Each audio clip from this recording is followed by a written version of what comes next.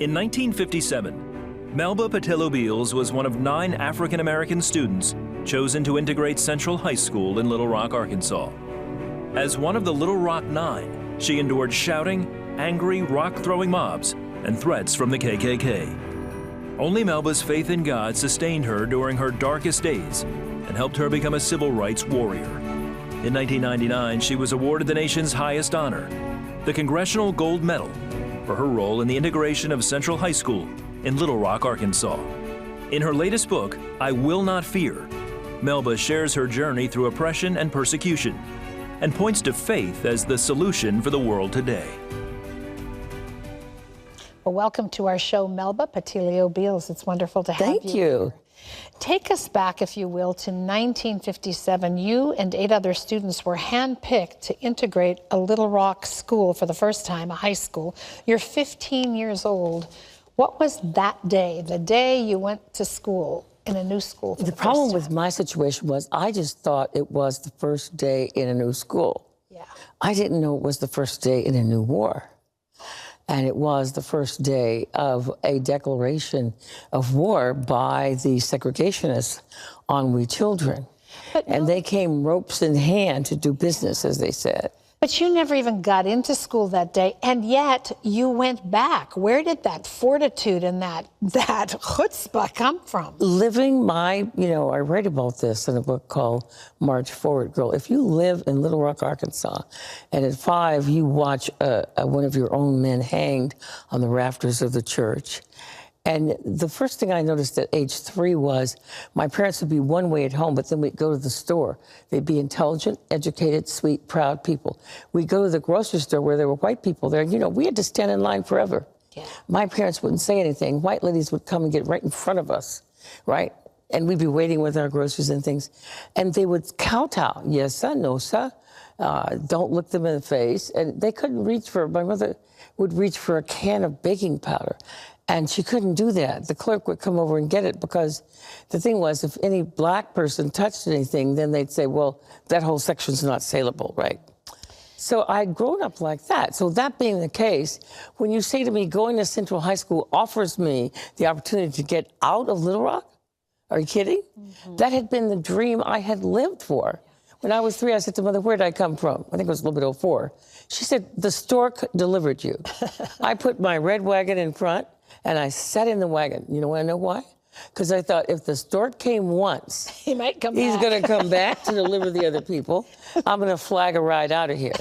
So wanting to get out of Little Rock was so deeply instilled in me because there was what you call the Little Rock fear. But after going through what you went through, not just that first day of school, but through the whole process, months later you had a chance to meet Dr. Martin Luther King. And he spoke something into your angst and your frustration and your fear that touched your life forever. What did he say?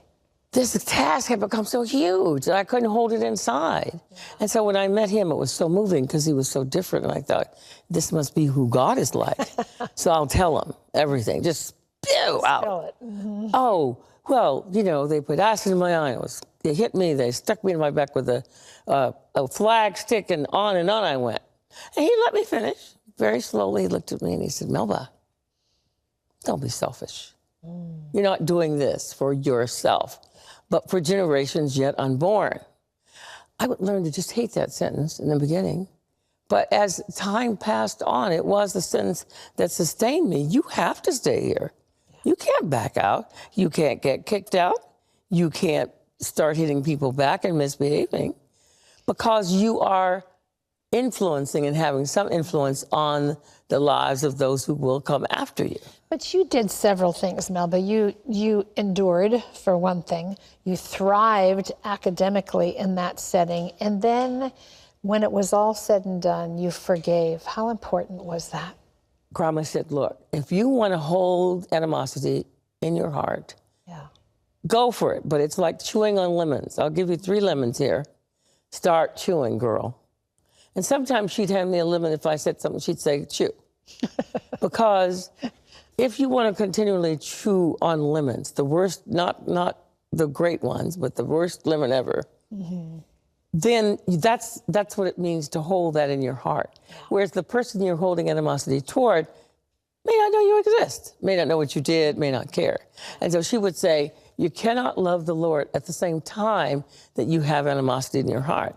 Well, can I ask you, your book is called I Will Not Fear, and you take us through the incredible experience of what you went through in integration in the 50s. But today we're still struggling with race issues. What message do you want people to take away from this when they read your book? The most important message is that God is here. No matter who your God is. We have different gods. I acknowledge that. God is here and now. And the ways in which he satisfies and rescues you are not always how you expect them to come. We expect there to be a choir overhead and angels, and it's going to be exactly and precisely like I wanted. I'm here to reassure you you're wrong. It's not. But it's going to come in his time and in his form. Yeah. And it's up to you to express the gratitude and move on. And it's going to make a difference. And you have made a difference with the life that you've lived. You are. And the books that you've written. I Will Not Fear is the book she's talking about today. We have just skimmed the tip of the iceberg. You need to get a hold of this. Its subtitle is My Story of a Lifetime of Building Faith Under Fire, and it's available wherever books are sold. We all need to read this. Melba, thank you so much for being with us. It's been my blessing, my pleasure. Thank you. Getting to meet you after all these times. Yeah, we'll wave at each other from now on. We'll wave. Okay.